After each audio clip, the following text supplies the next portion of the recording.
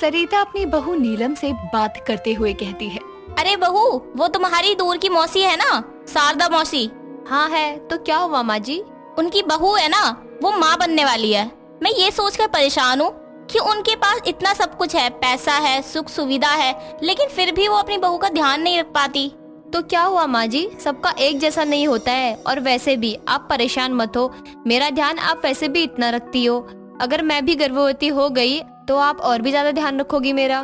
बहू तो इतना समझती है, लेकिन तू ये भी जानती है कि हम कितना गरीब हैं। मैं तो दूसरों का सोच कर परेशान हूँ, फिर हमारा क्या होगा। दोनों बातें कर ही रहे थे कि तभी वहाँ से नीलम भागते हुए चली जाती है, क्योंकि उसे उल्टियाँ हो रही थी और चक्कर भी आने लगे थे। सरिता उसे लेकर पास के दवाखाने में जाती है और उसके इलाज के बाद पता चलता है कि नीलम गर्भवती है। ये सुनकर सरिता बहुत खुश होती है और उसकी खुशी का ठिकाना नहीं रहता, लेकिन वो कहीं ना कहीं इस बात से परेशान भी थी कि वो अपनी बहू का अच्छे से ख्याल रख भी पाएगी या नहीं। सरिता नीलम को दवाखाने से वापस घर लेकर आती है और घर आते ही नीलम अपने बेटे आनंद से कहती है, बहू आज तुम दोनों ने मुझे बहुत बड़ी खुशी दी है। तुम समझ भी नहीं सकती कि मैं आज कितना खुश हूँ। हाँ माँ, आप दादी बनने वाली हो और मैं पापा। हाँ तो यही बहू के पास रुक, मैं जल्दी से नजर उतार देती हूँ बहू की। कहते हैं गर्भवती औरत को जल्दी नजर लगती है। मेरे बस में जितना है उतना तो कर ही सकती हूँ मैं अपनी बहू के लिए। माँ जी, आप मेरे लिए जितना भी कर रही हो ना, वो बहुत ज्यादा है। और आप कुछ भी परेशानी में मत रहो, सब ठीक है माँ जी। सरिता नीलम की नजर उतारती है और उसका अब पहले से भी बहुत ज्यादा ध्यान रखने लगती है। सरिता की हालत भले ही खराब हो, लेकिन वो अपनी बहू का जितना हो सकता उतना ख्याल रखती। ऐसे ही एक दिन नीलम सरिता से कहती है, माँ जी, मेरा इमली खाने का मन हो रहा है, आप इमली ले आओ ना। बहू पैसे तो है नहीं मेरे पास, लेकिन तू यहीं रुक। तेरा जो खट्टा खाने का मन कर रहा है ना, मैं अभी जाकर उसका इंतजाम करती हूँ कुछ। माँ जी रहने दो, मेरा मन नहीं है अब, आप कुछ मत करो। अरे ऐसे कैसे रहने दे, तुझे इमली खाने का मन कर रहा है ना, खट्टा खाना है ना तुझे, रुक मैं अभी लाती हूँ तेरे लिए। सरिता वहाँ से नीलम के लिए हाथों का बनाया नींबू का अचार लेकर आती है और नीलम को देते हुए कहती है, बहू ये खा और बता कि कैसा बना है।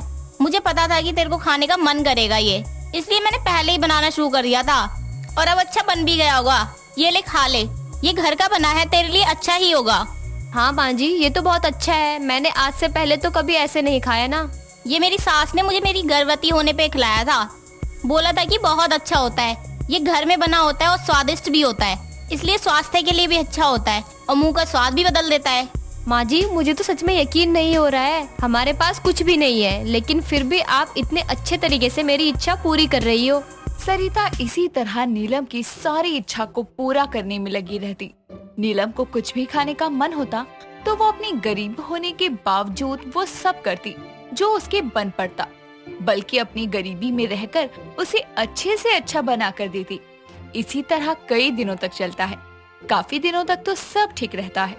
कुछ दिनों बाद नीलम के पेट में अचानक बहुत दर्द होता है और सरिता नीलम को वापस दवाखाने लेकर जाती है और वहाँ डॉक्टर उसका चेकअप करने के बाद सरिता को बोलती है, इनकी गर्भ बढ़ नहीं रही है, आपको इनका और भी ज्यादा ध्यान रखना पड़ेगा और इनके खाने पीने का भी अब और भी ज्यादा ध्यान रखना पड़ेगा, क्योंकि आप इनकी सेहत को लेकर जरा सी भी लापरवाही नहीं कर सकते हैं। लेकिन मैं अपनी बहू का बहुत ध्यान रखती हूँ, जो भी मेरी बहू की सेहत के लिए सही है मैं वही देती हूँ उसे। ऐसा नहीं होता है, आप उसे क्या दे रहे हो इस पे डिपेंड नहीं करता है, आपकी बहू का शरीर क्या ले पा रहा है उस पे डिपेंड करता है, क्योंकि आपको वो सब चीजें ही देनी है जो उनकी सेहत को अच्छा करे। मैं आपको एक डाइट चार्ट बनाकर दे देती हूँ, आप इन्हें ही वही सब देना। ठीक है। डॉक्टर सरिता को डाइट चार्ट बनाकर दे देती है और वो चार्ट देखकर सरिता और भी परेशान हो जाती है, क्योंकि डाइट चार्ट में जो भी था वो कैसे अपनी बहू को लाकर देगी। सरिता इसी सोच में रहती है और अपनी बहू को लेकर घर आती है। दोनों घर आए ही थे कि तभी वहाँ नीलम की माँ अनीता आती है और बोलती है, ये क्या है, आप मेरी बेटी का ऐसी हालत में भी ध्यान नहीं रख सकती हो क्या? या अपनी गरीबी में खुद जैसे मर रही हो वैसे ही मेरी बेटी और उसके गर्भ में पल रहे बच्चे को भी गरीबी का स्वाद चखाकर ही मानोगी। बहन जी आप ये कैसे बोल रही हैं?